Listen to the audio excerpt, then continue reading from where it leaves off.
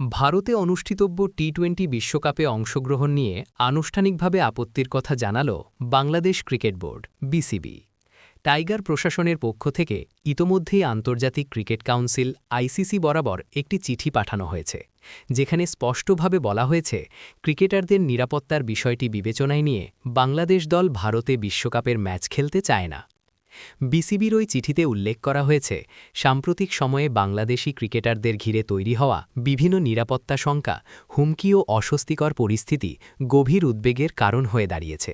Board মনে করছে, এই অবস্থায় খেলোয়াড়দের মানসিক ও শারীরিক নিরাপত্তা নিশ্চিত করা কঠিন।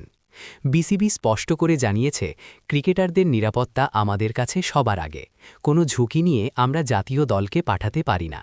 এ কারণে আইসিসির কাছে আনুষ্ঠানিকভাবে অনুরোধ জানানো হয়েছে, বাংলাদেশের বিশ্বকাপ ম্যাচগুলো যেন ভারতের বাইরে কোনো বিকল্প ভেন্যুতে স্থানান্তর করা হয়। নিরাপত্তা ও নিরাপদ পরিবেশে ম্যাচ আয়োজন নিশ্চিত করা হোক। টাইগার বোর্ডের এই অবস্থান ইতোমধ্যেই আন্তর্জাতিক ক্রিকেট মহলে আলোচনার জন্ম দিয়েছে। অনেকেই মনে করছেন, এটি শুধু একটি ক্রিকেটীয় সিদ্ধান্ত নয়, বরং ক্রিকেটারদের সম্মান ও নিরাপত্তা রক্ষার একটি শক্ত বার্তা। এখন সব নজর আইসিসির দিকে।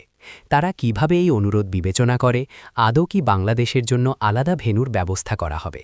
বিশ্বকাপের মতো বড় আসরের আগে বিসিবির এই সিদ্ধান্ত বাংলাদেশ ক্রিকেটের ইতিহাসে একটি গুরুত্বপূর্ণ ও সাহসী পদক্ষেপ হিসেবেই দেখা হচ্ছে।